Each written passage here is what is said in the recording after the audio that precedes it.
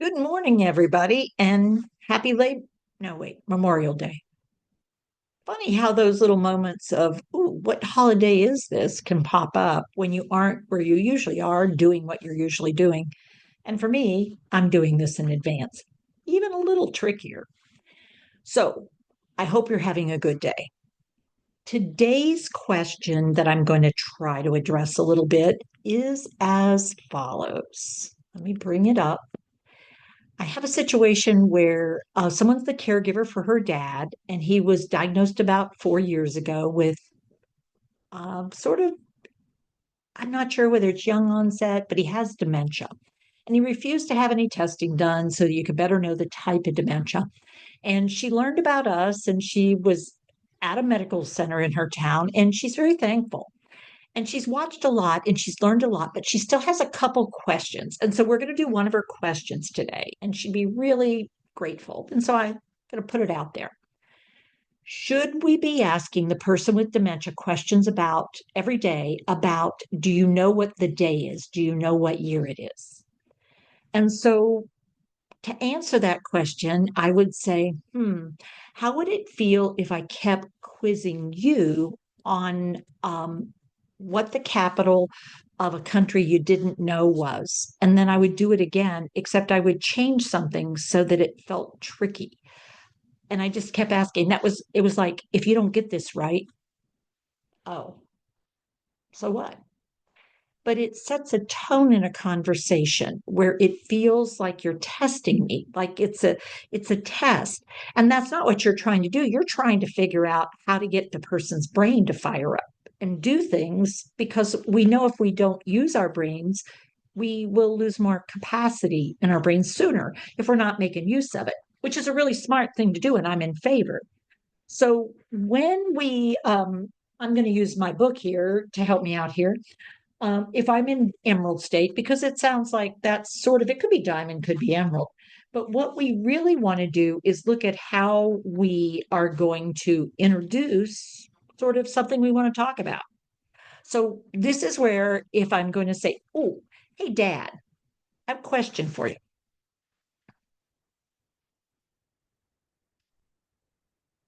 This cup, does it remind you of any state's flag, like any state that you can think of right off? Um, or not. Not so much. For me, it reminds me of, now, is it Oklahoma or Texas? Now, did you all notice what I did?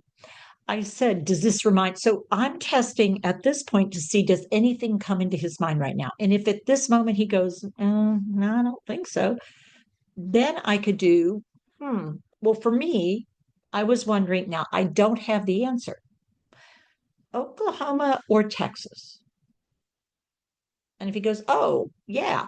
And I'll say, now, one of them, if I remember right, is the Lone Star State. Is that Texas, I think, or is that Oklahoma? Oklahoma, I think, is that sooner? Now, what I'm doing is I'm actually getting a chance to play with my own synapses, but at the same time, I'm encouraging someone else to use their synapses. The first way I did, can you come up with this? If I ask you this question, showing you this, can you come up with the word out of states? Could you come up with the one out of 50 that it is? If not, could I then get you to, if I give you an either or option, could you figure out which one is the Lone Star State? And then if I say Lone Star,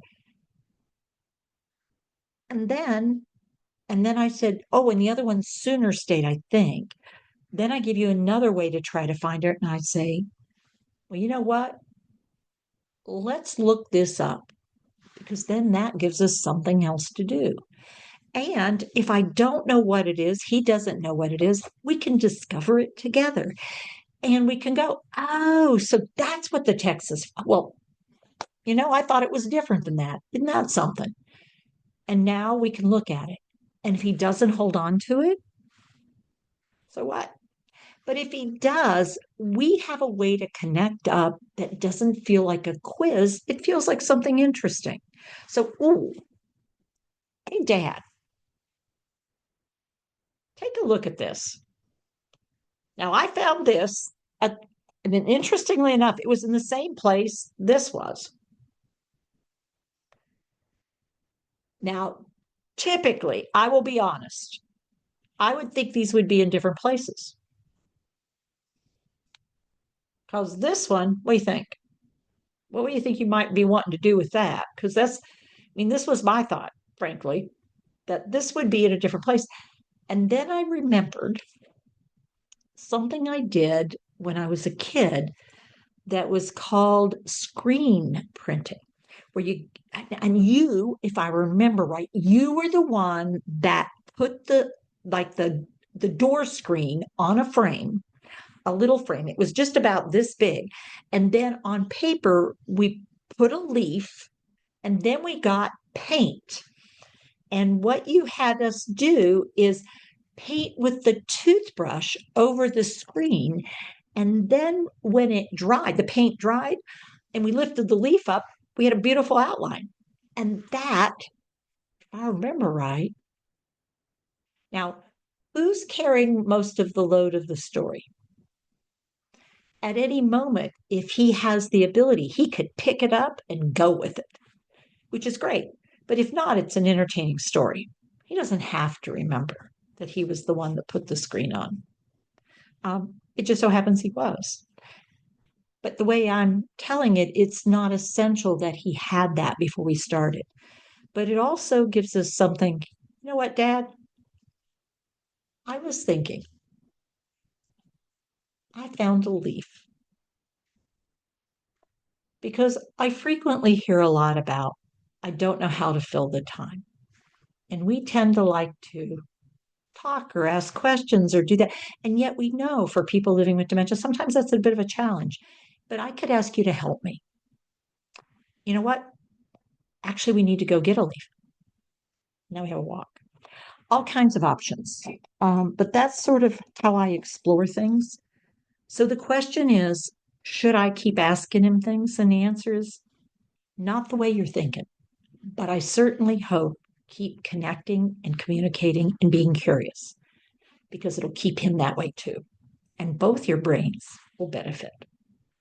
So take care of yourself, take care with your care, and I'll see you again soon.